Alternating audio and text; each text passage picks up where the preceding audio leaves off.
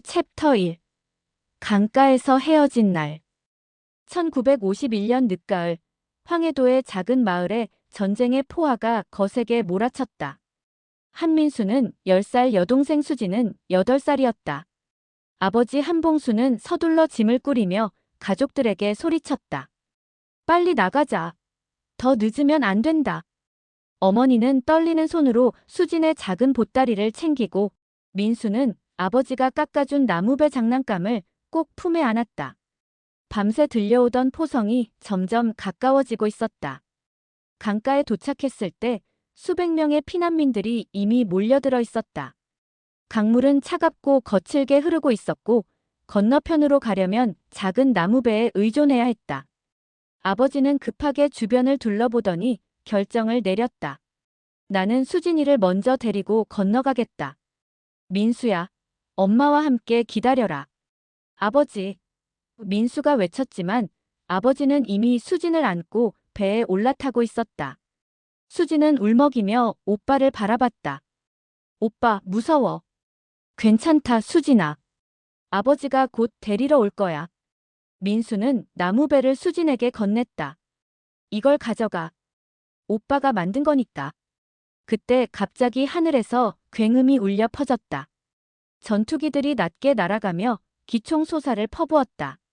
사람들은 비명을 지르며 사방으로 흩어졌다. 민수는 어머니의 손에 이끌려 남쪽으로 달리기 시작했다.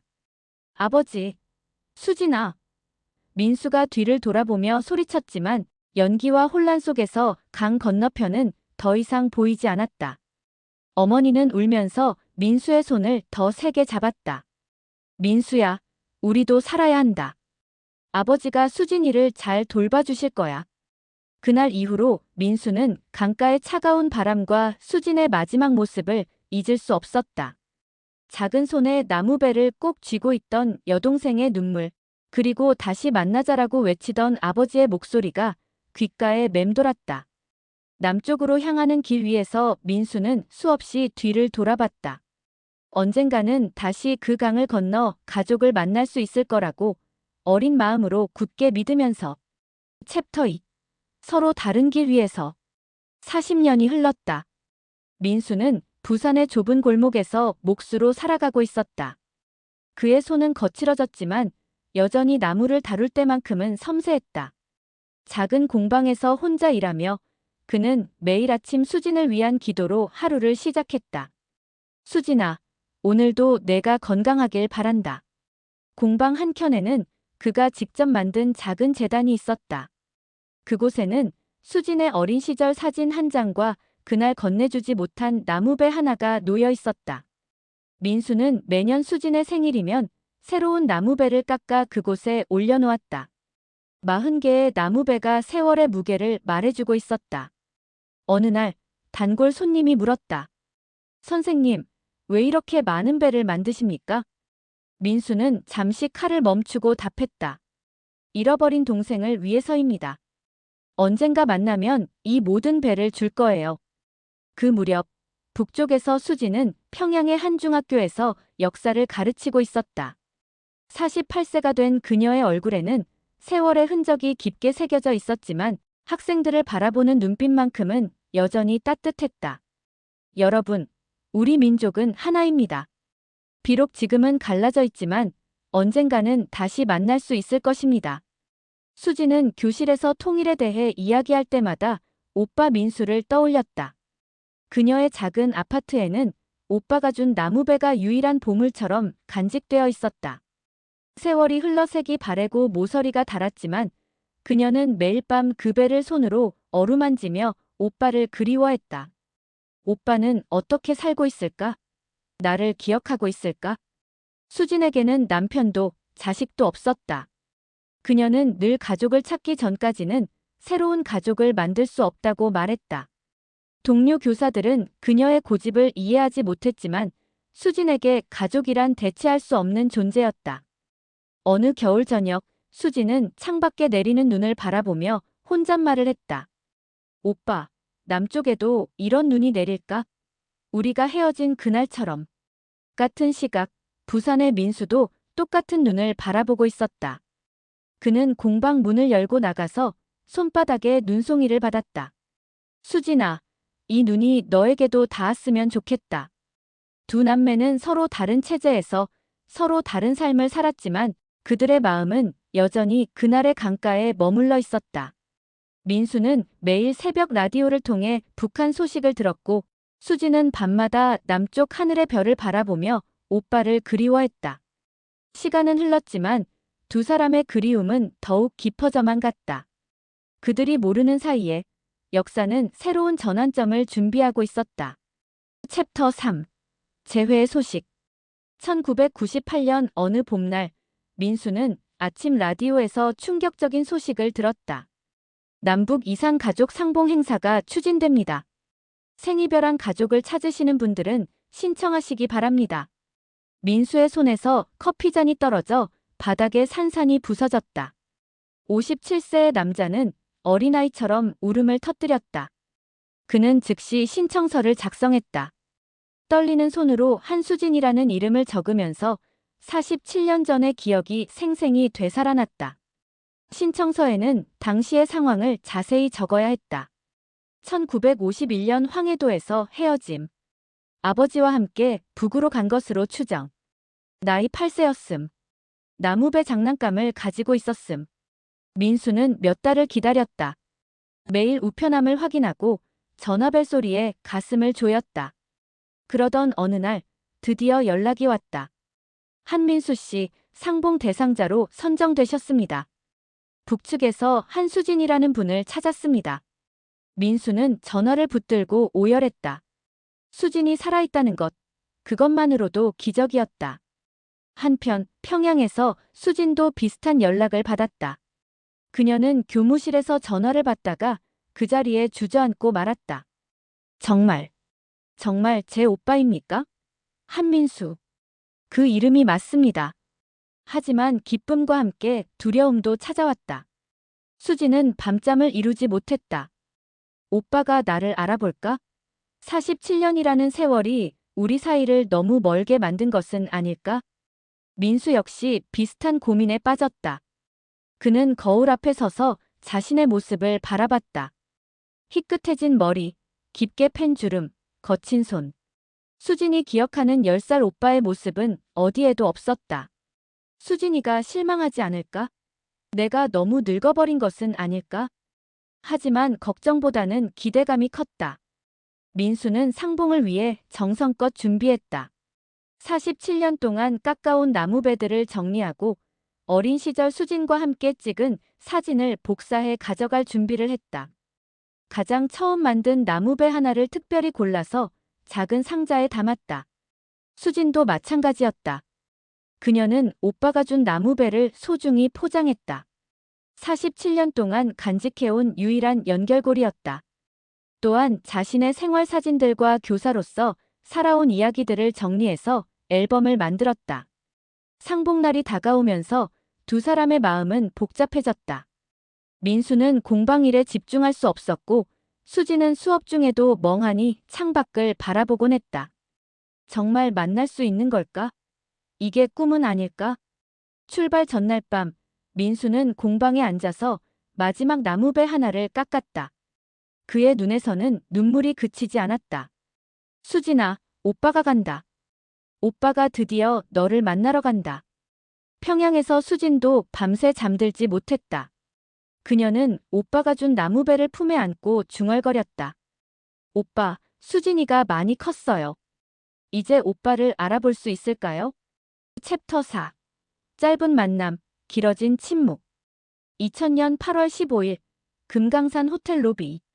민수는 떨리는 마음으로 버스에서 내렸다. 57세의 그는 마치 처음 소풍을 나가는 어린아이처럼 설레고 긴장했다. 손에는 47년 전 깎았던 나무배가 들려 있었다. 이제 정말 수진이를 만나는구나. 로비에는 수십 명의 이산 가족들이 모여 있었다. 모두들 초조하고 기대에 찬 표정이었다. 민수는 명단을 확인하며 수진을 기다렸다. 그때 멀리서 단정한 옷차림의 여성이 걸어오는 것이 보였다.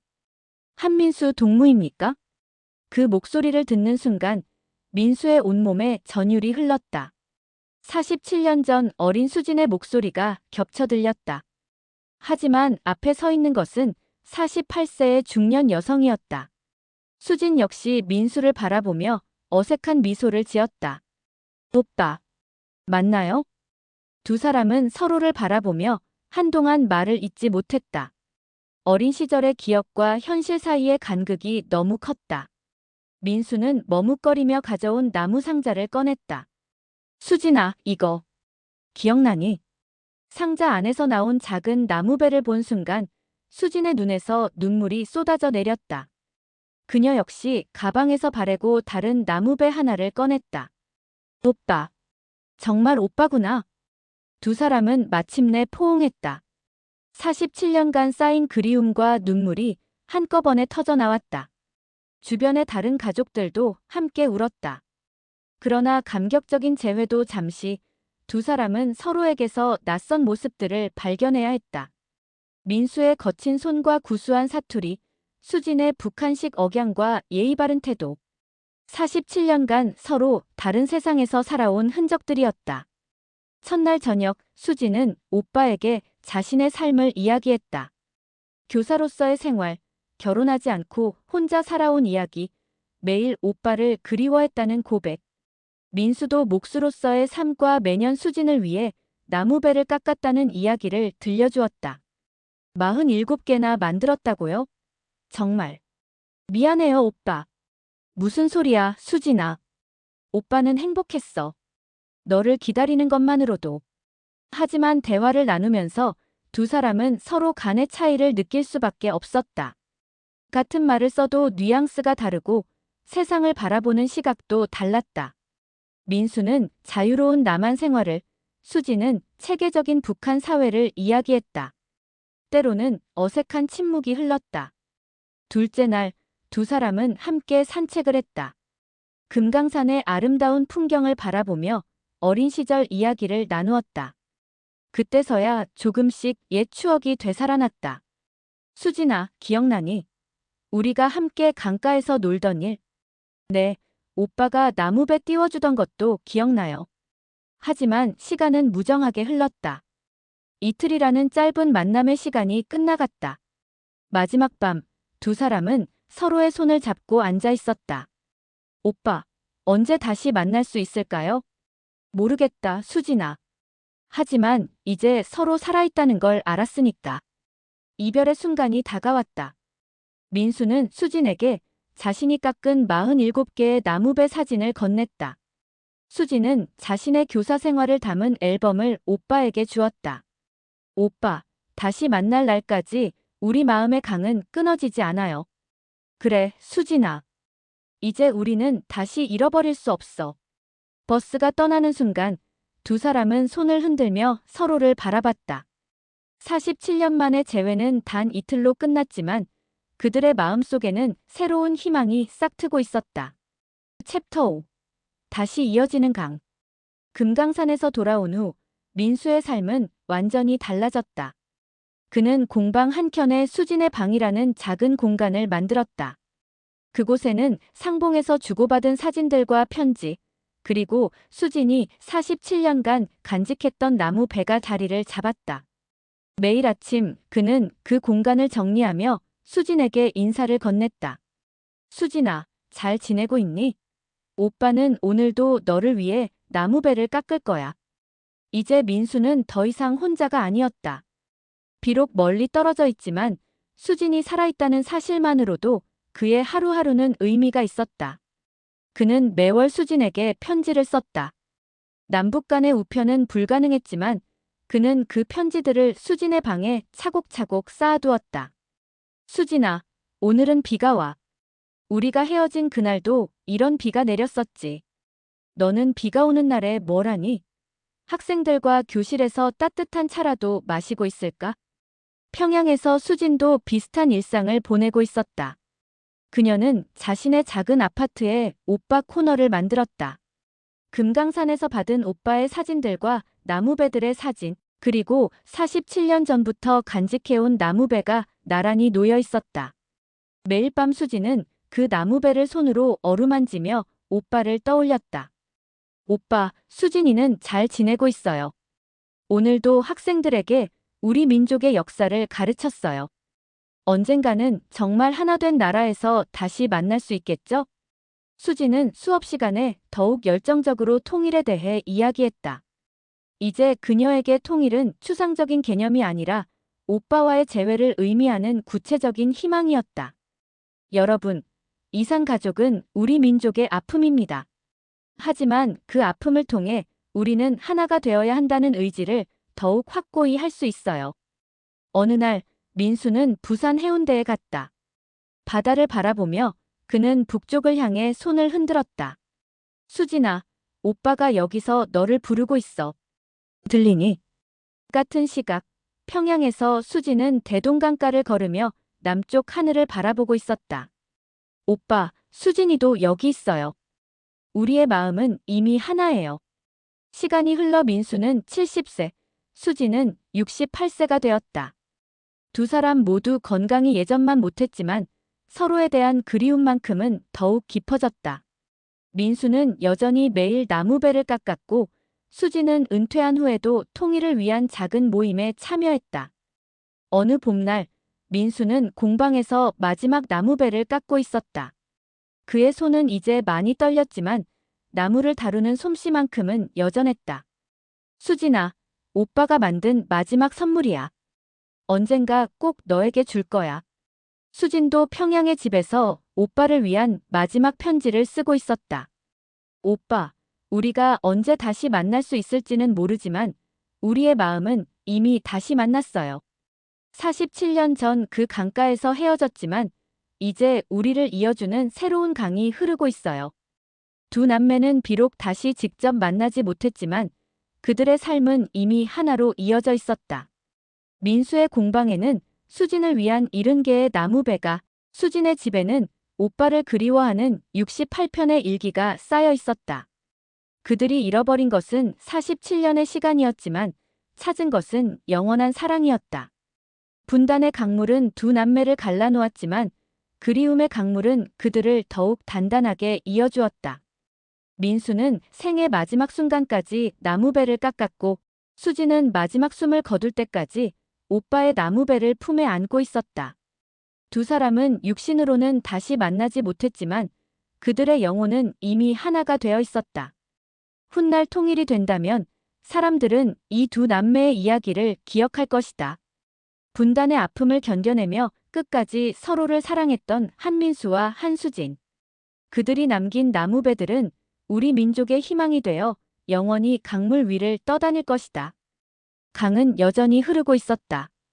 그 강물 위에는 보이지 않는 다리가 놓여 있었고 그 다리 위로 두 남매의 사랑이 끊임없이 오가고 있었다. 다시 만나자던 아버지의 약속은 마침내 이루어졌다. 비록 우리 눈에는 보이지 않지만 사랑하는 마음만큼은 그 어떤 분단의 벽도 막을 수 없었다.